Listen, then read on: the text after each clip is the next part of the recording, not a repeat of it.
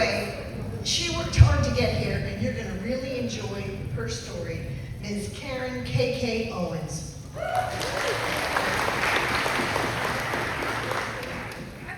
thank you.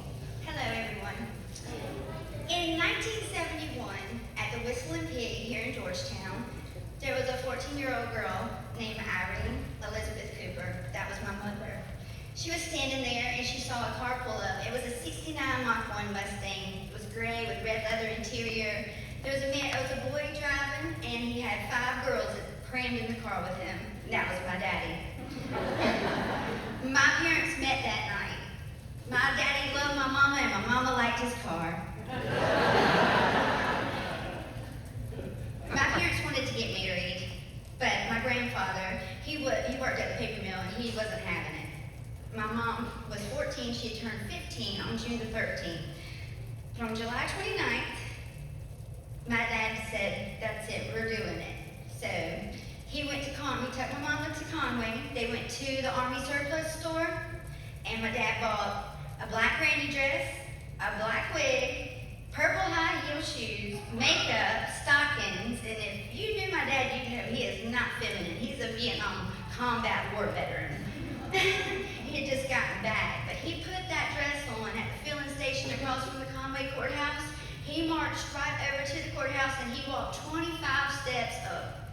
And he said, my name is William Jack Johnson Jr. and I'm Gertrude Cooper. No, he said, my name is Gertrude Cooper and I'm here to sign the marriage license for William Jack Johnson Jr. and Irene Elizabeth Cooper to be married. And it worked. And growing up,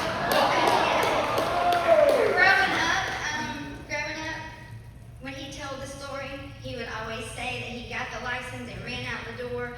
When he was going down the steps, his wig slid off, and a judge picked it up and winked at him. But I don't know that. But I do know that they did get married that same day at the Union Methodist Church in the Rims area of Georgetown County, out near Mingo Creek.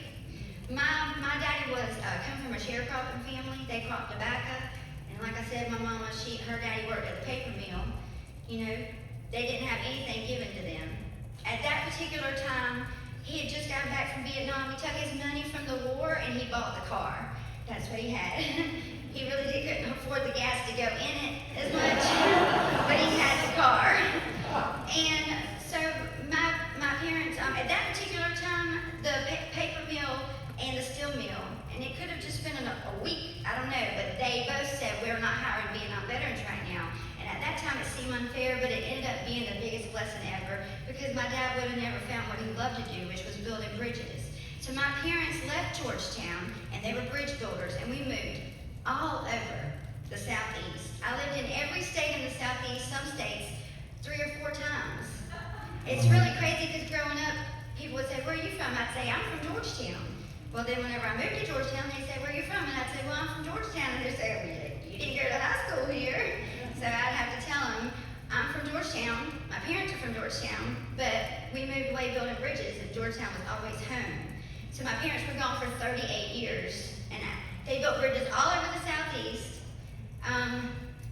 My dad only had a 4th grade education. But when I tell you that $1 million companies depended on my dad to build bridges when the minute counted, and for example CSX, they no longer bid on emergency jobs after hurricanes. They just would send my dad in to do the work because he was that good. They were gone for 38 years and then they came back to Georgetown, and my dad bought the property he worked on for 50 cents a day as a child. And he bought the property and he built a fine home on it. It's paid for. They don't owe anyone anything, and everything that they have, they made themselves. No one ever gave them anything. No one. They didn't even have family around to help raise my brother and I. My mama was 15 or 16 when she had my brother, and I joke and say my daddy worked so much, my mama and my brother raised me because he was always working. But it paid off because when he started with Scott Bridge Company, which was the company he worked with, they had 3 cranes, and they were in the red, and whenever he retired, they had 58 brand new cranes, and they were a $1 billion corporation. And the owners have told me several times, many times, that your dad has a big part to do with what happened with our company and our success. And that's why whenever he retired, they still did so much for him. He was forced into retirement. From Vietnam, he has Parkinson's and dementia. And for the last 9 months, I have been living with my parents, my daughters and I. We closed our house up and we went there. I sleep on the couch. And to make sure that my dad doesn't walk outside or if he falls, you know, and that's okay. I love my parents. I love my mama. Today's her birthday. I love my mama. I love my daddy, and I would do anything for them. They did anything and everything for me. And I just want to say, when I think of the American dream, I think of my parents. What they accomplished.